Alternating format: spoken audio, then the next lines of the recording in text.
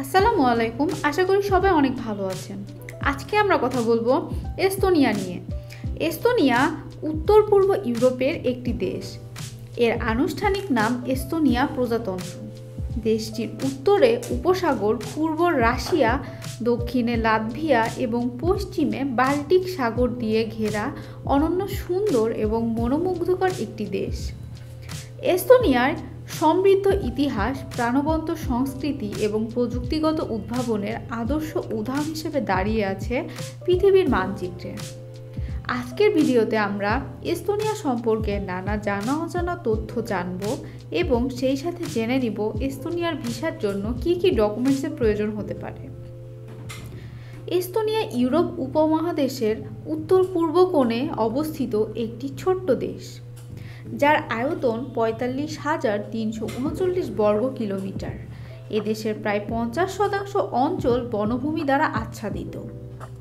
বনভূমি থাকার কারণে এই দেশটি বিশ্বের সবচেয়ে পরিষ্কার বাতাসের জন্য বিখ্যাত। এই বনভূমির মনোমুগ্ধকর সৌন্দর্য যে কাউকে বিমোহিত করবে। এস্তোনিয়ার প্রায় ১৩,৫০,০০০ মানুষ বসবাস করে। দেশটিতে পুরুষের চেয়ে কিন্তু নারীর সংখ্যা বেশি। প্রতি ১০০ নারীর বিপরীতে পুরুষ রয়েছে ৮৪ জন। এছাড়াও এদেশের নারীরা পুরুষদের চেয়ে গড়ে ১০ বছর বেশি বাঁচে। এস্তোনিয়ার মানুষের আরেকটি অদ্ভুত বিষয় হলো তারা ইউরোপের সব থেকে বেশি উচ্চতার মানুষ। এদেশের পুরুষেরা প্রায় ৬ ফুট এবং নারীরা প্রায় ৫.৮ ফুট হয়ে থাকে। স্থানীয় জনসংখ্যার ঘনত্ব প্রতি বর্গ কিলোমিটারে প্রায় ২৮.৪ জন। যদি কেউ শান্তি, নীরবতা এবং কম ভিড়ের মধ্যে ভ্রমণ করতে চান, তাদের জন্য এস্তোনিয়া হতে পারে সবচেয়ে উত্তম পর্যটন কেন্দ্র। এখানে অসংখ্য পর্যটন স্থান রয়েছে। মধ্যযুগীয় শহর থেকে শুরু করে আধুনিকতার ছোঁয়ায় গড়ে উঠেছে। এদেশে কিছু উল্লেখযোগ্য পর্যটন স্থানের তালিকায় প্রথমেই আসবে মনোমুগ্ধকর রাজধানী তাল্লিন। তাল্লিন একটি জীবন্ত রূপকথা শহর। এই শহরের পাথরের রাস্তাগুলোতে হাঁটলে যে কেউ মধ্যযুগের সময়ে হারিয়ে যাওয়ার অনুভূতি পাবেন। ঐতিহাসিক স্থানে রয়েছে টুম্পিয়া দুর্গ, আলেকজান্ডার নেভিস্কো ক্যাথেড্রাল এবং একটি প্রতীকী টাউন হল স্কয়ার। এদের মধ্যে নেভিস্কো ক্যাথেড্রাল খ্রিস্টান ধর্মাবলম্বীদের একটি গুরুত্বপূর্ণ স্থান। তাল্লিন শহরের প্রতিটি স্থাপনায় যেন কাল্পনিক কথা মনে করিয়ে দেয়। পর্যটকরা এই শহরের সরু গলিতে ঘুরতে বেড়াতে পারেন এবং বহু বছরের পুরনো বাড়িগুলোর উঠান আবিষ্কার করতে পারেন। এই শহরটি ঘুরে বেড়ানোর অর্থ হতে পারে টাইম মেশিন ছাড়া অতীত দেখার অভিজ্ঞতা। অতীতে স্থানীয় ছিল জার্মান এবং রাশিয়ান জমিদারদের বসবাস এবং সময় কাটানোর স্থান। এই সকল জমিদারগণ এস্তোনিয়ার অসংখ্য দুর্গ তৈরি করে গেছেন। জেনে অবাক হবেন দেশটিতে দুর্গের সংখ্যা ১,০০০টিরও বেশি এবং এই সবগুলোই সৌন্দর্যের দিক থেকে অনন্য। কিছু বিখ্যাত দুর্গের মধ্যে প্রথমেই নাম আসবে টুম্পিয়া দুর্গ। ১৩ শতকে নির্মিত এই দুর্গটি স্থানীয় শাসক ও বিজয়ী বৃত্তের উজ্জ্বল ইতিহাসের সাক্ষী। এই দুর্গটি বর্তমানে দেশটির পার্লামেন্ট হিসেবে ব্যবহৃত হয়ে আসছে। এছাড়াও দর্শনার্থীরা অনেক মনোরম সৌন্দর্য দেখতে পান। দর্শনার্থীরা এখানে অন্যান্য প্রাকৃতিক বাল্টিক সাগরের মনোরম দৃশ্য এবং সঙ্গীর সাথে বনের মধ্যে হাঁটার আনন্দ নিতে আসেন। এস্তোনিয়ার দুর্গের ইতিহাস এবং সৌন্দর্যের কথা বলে শেষ করা যায় না। এই দুর্গগুলো যেমন সুন্দর, তেমন অনন্য, তেমনই কল্পনাতীত। এই দুর্গগুলো এক একটি জাদুঘর হিসেবে ব্যবহৃত হয়। কিছু বিখ্যাত জাদুঘরের মধ্যে উল্লেখযোগ্য এস্তোনিয়ার ন্যাশনাল মিউজিয়াম। এই জাদুঘরটি দেশটির বৈচিত্র্যপূর্ণ সৌন্দর্যকে তুলে ধরে।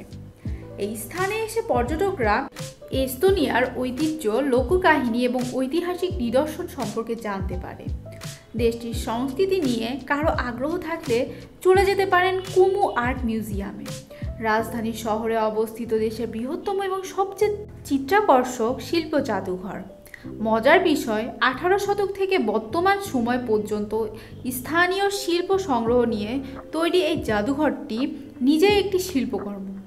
এছাড়াও মজার বিষয়, এস্তোনিয়ায় এমন একটি পার্ক রয়েছে, এখানে দেশটির ইতিহাস এবং প্রাকৃতিক সৌন্দর্যের অপূর্ব মেলবন্ধন দেখতে পাওয়া যায়।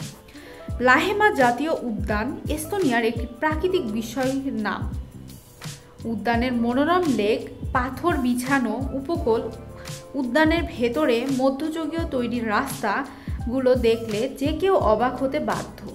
দর্শনার্থীরা বনের ভেতর হাইকিং, বনের আশেপাশের প্রাকৃতিক সৌন্দর্য এবং প্রাচীন রাস্তাগুলোতে প্রিয় সঙ্গীর সাথে হারিয়ে যেতে পারেন রোমাঞ্চকর অতীত পৃথিবীতে। এস্তোনিয়ার আরেকটি প্রাকৃতিক বিষয় হলো বৃহত্তম দ্বীপ সারেমা। এই স্থানে সময় যেন ধীর গতিতে চলে। এখানে রয়েছে মধ্যযুগীয় গির্জার মতো দুর্গ, ছনের ছাদ দিয়ে তৈরি বাড়ি এবং সমুদ্র সৈকত। সারেমা ঐতিহাসিক সৌন্দর্যের একটি নিখুঁত মেলবন্ধন। অবাক করা বিষয় হলো এস্তোনিয়া একটি দ্বীপময় রাষ্ট্র।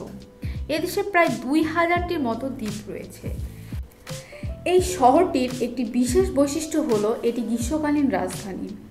এস্তোনিয়া সাংস্কৃতিক দিক থেকে অনেক উন্নত একটি দেশ। ভিলজান্দি ছোট্ট শহরটি হলো এদেশের সাংস্কৃতিক কেন্দ্র। এই শহরটি মূলত লোকসঙ্গীত উৎসবের জন্য বিখ্যাত। প্রতি বছর জুলাই মাসে এই অনুষ্ঠানটি হয়ে থাকে। এই উৎসবটি দেখতে বিভিন্ন দেশের পর্যটকরা ভিড় করেন। এছাড়াও ভিলজান্দি হ্রদের কোল ঘেঁষে দাঁড়িয়ে থাকা ঐতিহাসিক দুর্গের ধ্বংসাবশেষ শহরের শৈবিক পরিবেশকে আরও মনোরম করে তোলে। স্থানীয় সাংস্কৃতিক চর্চা নিয়ে একটি মজার বিষয় হলো এদেশের মানুষের গানের প্রতি গভীর ভালোবাসা, প্রশংসা করার মতো। গানের সাথে তাদের সম্পৃক্ততা এতটাই যে তারা গানের মধ্যে দিয়ে নিজেদের জাতীয় পরিচয় প্রকাশ করতে সক্ষম হয়েছে। এস্তোনীয়রা সোভিয়েত ইউনিয়ন থেকে স্বাধীনতা লাভ এবং তাদের পরিচয় গড়ে তোলার জন্য গানের মাধ্যমে বিপ্লবের সূচনা করে এবং দেশটি স্বাধীনতার জন্য আন্তর্জাতিক সমর্থন বাড়িয়ে দেয়। বই থেকে বলবো? ও বুঝছি। ইয়া বুঝতে পারছেন? Yes, understood. এস্তোনিয়া স্বাধীনতা দিবস 2টি এবং তারা বছরে 2বার স্বাধীনতা দিবস পালন করে। বিংশ শতকে এস্তোনিয়া 2বার স্বাধীনতা হয়েছিল। প্রথমবার 1918 সালে এবং দ্বিতীয়বার 1991 সালে। এস্তোনিয়া আশ্চর্য পরিপূর্ণ একটি দেশ। খেলা এখানকার সংস্কৃতির আরেকটি অদ্ভুত দিক। সকল ধরনের খেলার পাশাপাশি এদেশে 2টি অদ্ভুত ধরনের খেলার প্রচলন রয়েছে। তার মধ্যে একটি হলো ওয়াইফ ক্যারিং স্পোর্টস এবং আরেকটি মজার খেলা হলো কিং। এস্তোনিয়া একটি ঐতিহাসিক দেশ হওয়ায় পাশাপাশি এটি প্রযুক্তিগত দিক থেকেও অনেক আধুনিক একটি দেশ।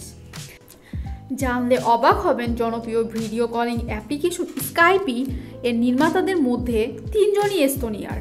এছাড়াও 2005 সালে দেশটি নির্বাচনের ক্ষেত্রে অনলাইন ভোটিং সিস্টেম চালু করা প্রথম দেশ হিসেবে স্বীকৃত। পুরো ইউরোপের মধ্যে সবথেকে বেশি ইন্টারনেট ব্যবহারকারী দেশগুলোর মধ্যে অন্যতম এস্তোনিয়া। এদেশের প্রায় 80% মানুষ ইন্টারনেট ব্যবহার করেন। স্থানীয় সরকার নিয়ে কিছু কথা না বললেই নয়।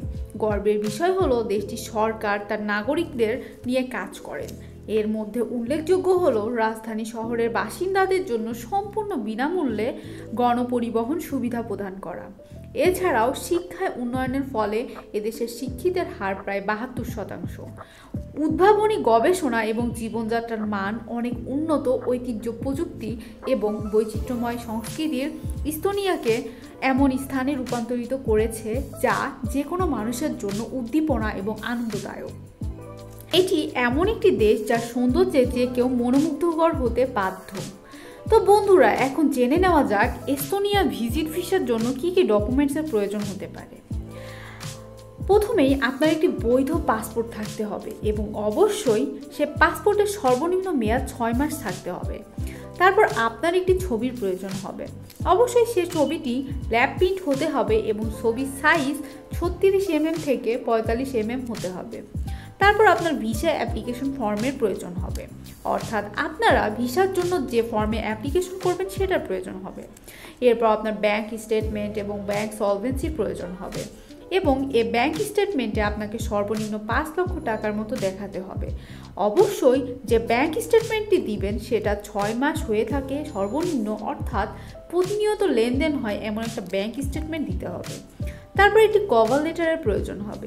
এখানে আপনি উল্লেখ করবেন আপনি কেন যাচ্ছেন, কী কারণে সে দেশে ভ্রমণ করতে যেতে চান এবং আপনার এয়ার টিকিট কপি দিতে হবে। তারপর আপনি যদি বিজনেসম্যান হয়ে থাকেন তাহলে অবশ্যই আপনাকে ট্রেড লাইসেন্সের কপি দিতে হবে এবং আপনার কোম্পানি ভিজিটিং কার্ড শো করতে হবে।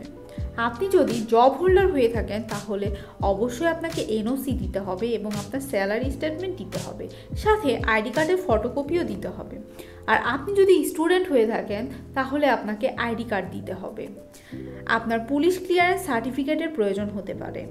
মূলত এসব ডকুমেন্টসগুলোই ট্যুরিস্ট ভিসার ক্ষেত্রে প্রয়োজন হবে। তো বন্ধুরা, আজকের মতো এখানেই বিদায় নিচ্ছি। দেখা হচ্ছে পরবর্তীতে নতুন কোনো ভিডিওতে। আমাদের ভিডিওটি যদি ভালো লেগে থাকে তাহলে অবশ্যই লাইক, কমেন্ট এবং শেয়ার করে ছড়িয়ে দিবেন।